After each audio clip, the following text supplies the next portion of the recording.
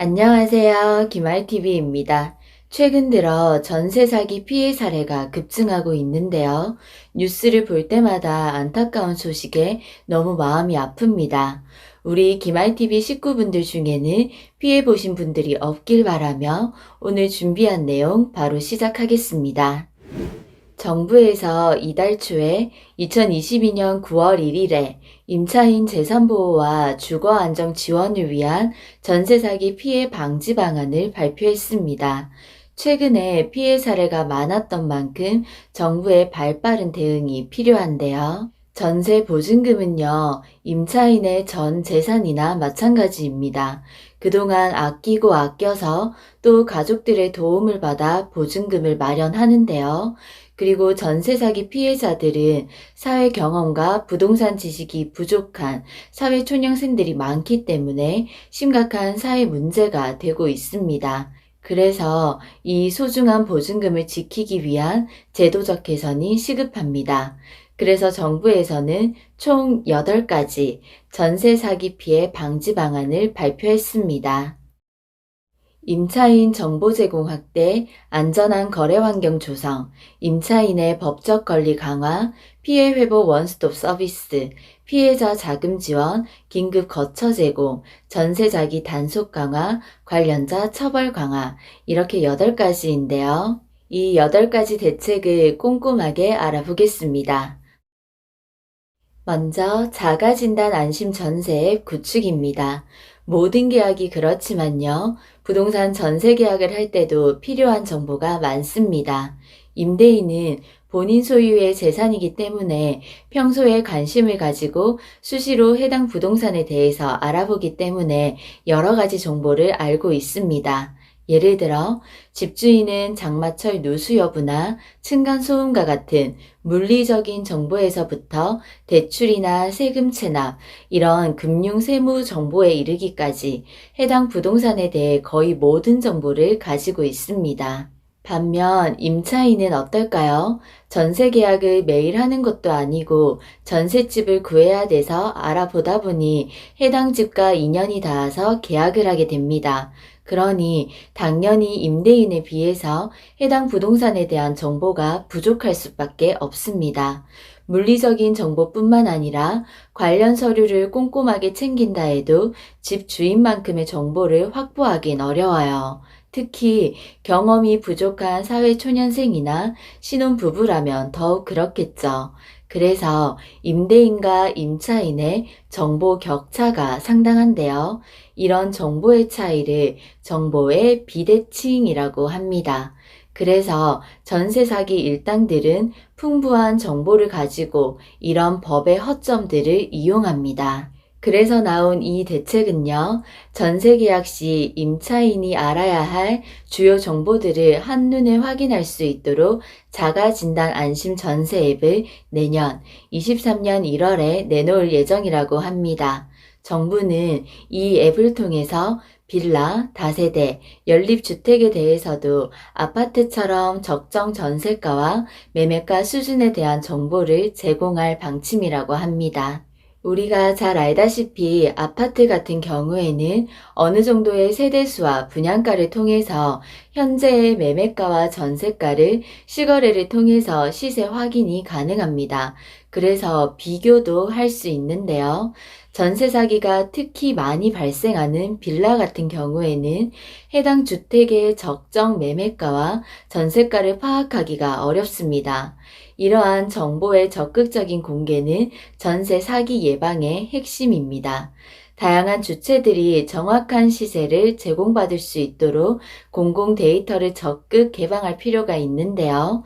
정확한 매매가와 전세가를 파악할 수 있어야 해당 부동산의 전세가가 터무니없이 비싸게 나온 건 아닌지, 적정한지, 본인의 전세금에 대한 위험을 파악할 수 있습니다. 그 외에도 악성 임대인 명단, 임대보증 가입 여부, 불법 무허가 건축물 여부 등도 제공할 예정입니다. 저의 바람은요, 전세 계약을 맺기 전에 이 앱에 들어가서 소유자명, 집 주소, 전세 금액을 넣으면 위험한 계약일 경우 전세하기 위험, 이런 경고 메시지가 떠서 임차인이 계약을 중단할 수 있도록 시스템이 개발되면 좋겠습니다. 그리고 전세 사기 의심자에 대한 정보 공개도 반드시 필요한 부분이라고 생각합니다.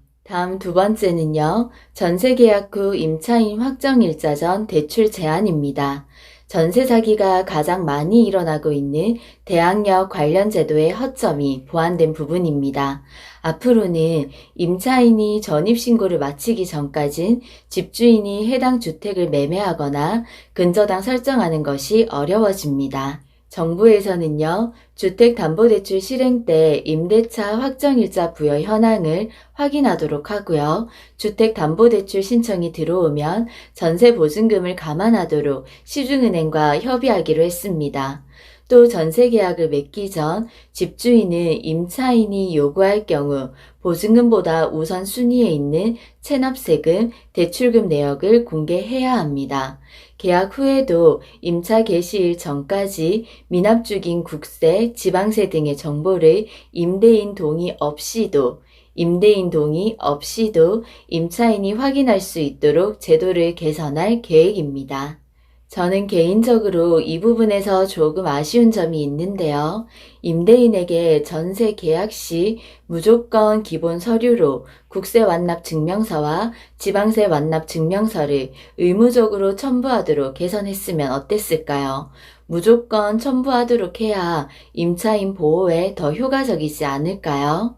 그래도 앞으로는 임대인 동의 없이도 잔금일 전에 세금 세납 부분을 확인할 수 있으니 큰 피해를 막을 수 있겠습니다. 조금 더 이해가 필요하신 분들을 위해 설명을 더하겠습니다. 현재 주택임대차보호법은요, 대항력이라고 해서 주택의 인도와 전입신고는 다음 날 0시에 효력이 발생합니다. 그래서 임차인이 잔금일에 주민센터에 방문해서 전입신고와 확정일자를 모두 받으면 우선 변제권이 생기는데요.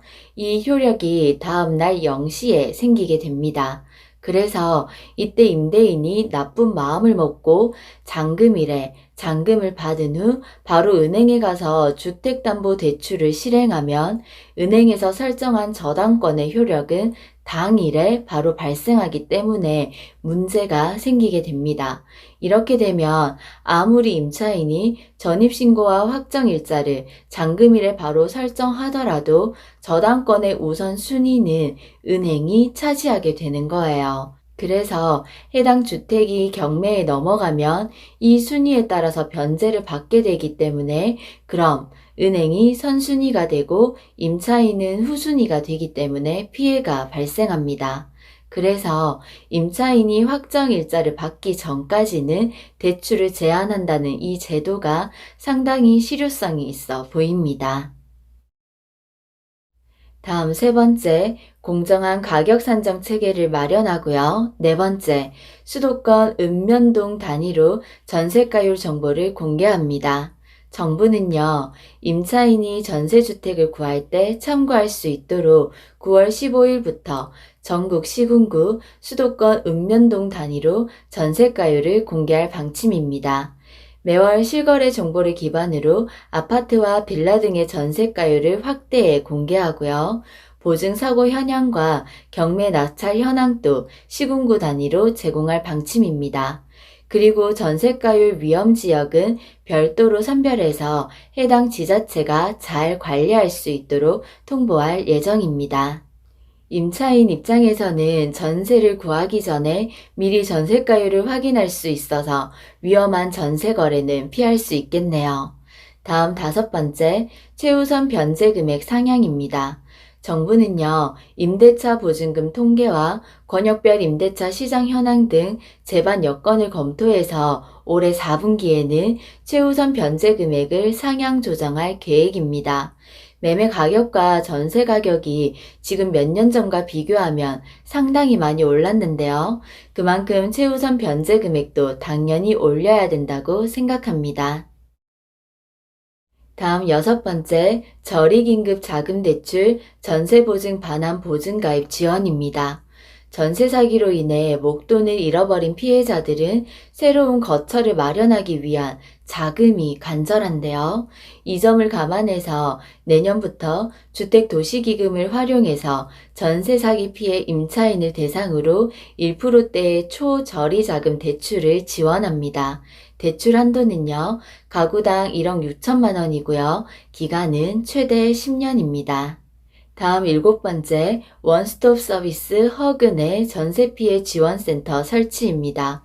국토부에서는 전세피해 지원센터를 설치해서 전세 사기 피해자들을 대상으로 금융 서비스, 임시 거처 마련, 임대주택 입주, 법률 상담 안내를 원스톱으로 제공할 방침입니다. 전세 사기를 당한 피해자들에게는 시세 30% 이하의 저렴한 가격으로 최대 6개월 동안 거주할 수 있는 임시주택도 제공할 방침입니다.